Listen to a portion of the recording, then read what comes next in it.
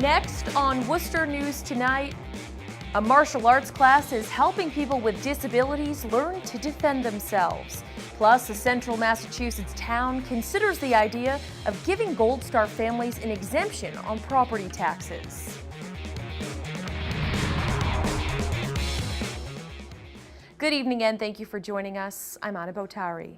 A workshop in the city is teaching methods of self-defense to people living with disabilities.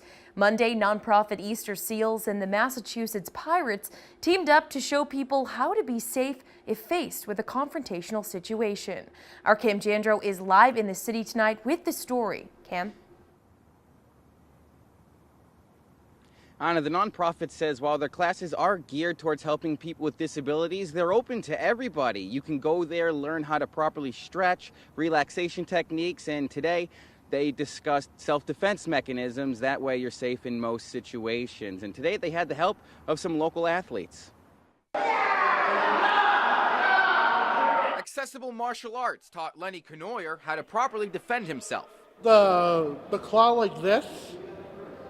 You see this is the palm of the claw, and you just have to push it like that. The class is offered by nonprofit Easter Seals Massachusetts. It's specially designed for individuals with disabilities. So we've been in the community for 75 years. We provide services to people with disabilities to ensure equal opportunities to live, learn, work, and play. Easter Seals works with more than 21,000 people statewide, serving people with a range of physical, mental, educational, and social disabilities. President Paul Medeiros says accessible martial arts allows everyone to socialize, exercise, and learn valuable information. Today we were focusing on a defensive push. So if someone were attacking you, how you could get them away so you could get out of a bad situation. Players from the Massachusetts Pirates also participated in Monday's class. Defensive lineman Devontae Lampkin says he learned something new. I feel like this was a great opportunity to learn, and it actually showed me that people are able to do many things no matter their condition. Canoyer says he hopes to pass the knowledge on to his loved ones. It might take other people a little time, but that's okay. Now, the classes take place twice a month here at the YWCA of Central Massachusetts in downtown Worcester. If you're interested in signing up, you can go to Easter Seals Massachusetts website. We're live in Worcester tonight. I'm Cam Jandro, Worcester News Tonight. A Worcester man is facing charges after neighbors say he threatened them with a BB gun and yelled racial slurs. 35-year-old William Palmer was arrested on Lovell Street early this morning after negotiations with police.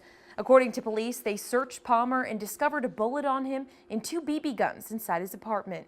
His charges include 4 counts of violation of civil rights and possession of ammunition. The weather kicking off the work week with a bang. Thunderstorms caused damage across parts of central Massachusetts. In Westborough, a family had a loud wake-up call this morning. Our Rosalind Flaherty spoke with the family. There was just a large boom. Lowell Ackerman woke up Monday morning to this. Trees split and torn apart all over his property in Westborough. It was shocking. A severe thunderstorm rolled through the area overnight. It also shattered the glass of his living room window. It was really just a boom that blew the windows out into the house. His neighbor on Hundreds Road captured the thunder on surveillance video. Debris also flew into his yard. Piece of lumber in the backyard's about, 18 inches off from the wall of my house. If that thing would have went through my house, I got little kids sleeping upstairs and, it turned out okay. Westborough Fire Chief Patrick Purcell says lightning strikes are rare in town, but they do happen and people need to take precautions. If you hear thunder, it's probably time to go inside. You probably should stay inside for up to 30 minutes after a storm ends. And, we want to stay away from concrete walls, concrete floors. Ackerman says while he has a lot of cleaning up to do, he's thankful no one was hurt. Property can be fixed and things can be replaced. Rosalind Flaherty, Worcester News Tonight. Voters in Northbridge will decide the fate of a proposed $2.78 million debt exclusion to renovate Lasell Field. The town is holding its annual election Tuesday. The Friends of Lasell Field are pushing for the town to renovate the War Memorial and Athletic Field. They say the current conditions are a safety hazard for student athletes, and it's unfit for the 17 different middle and high school sports teams who use it. The article needs a majority of voters to approve it. Voters last rejected a measure to install artificial turf at Lasell Field in 2012. Town meeting voters in Holden passed an article to grant Gold Star families a tax exemption. It allows parents or guardians who lost a serviceman or woman to be exempt from town property taxes. Our Chandler Walsh has more.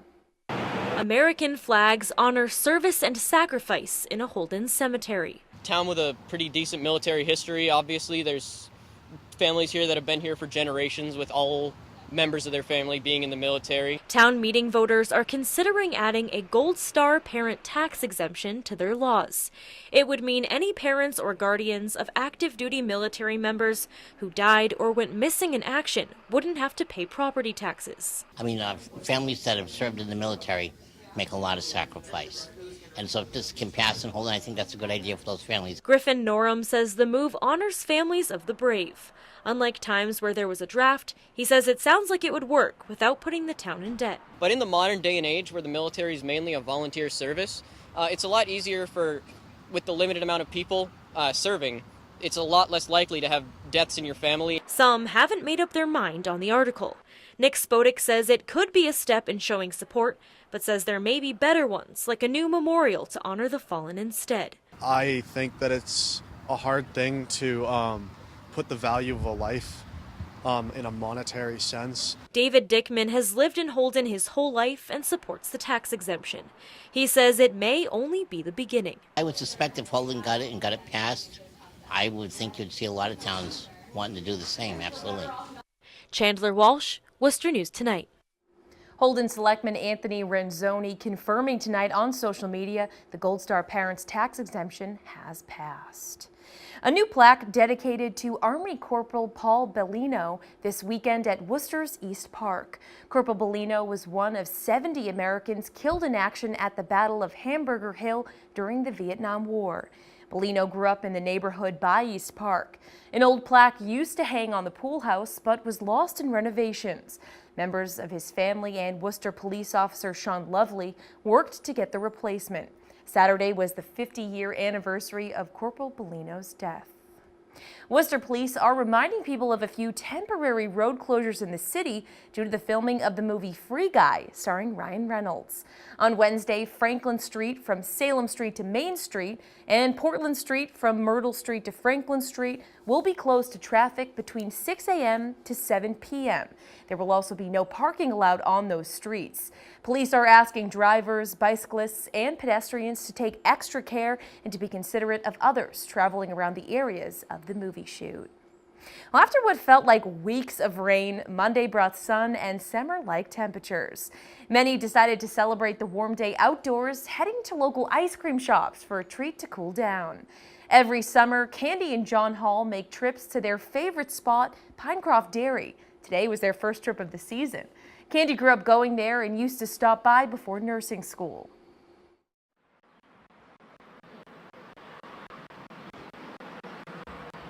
Friday, we gotta have something good before we go. So we used to come here and we'd laugh and joke and fool. It's nice memories. Others were celebrating the end of the college semester. Ryan Saucier names a few of his go-to orders. I got a shake, but I would just say maybe like a sundae, I would say. Banana split, I don't know. While the warm weather stuck around for most of the day, we did see some showers across the area. Will we see more rain or sunshine?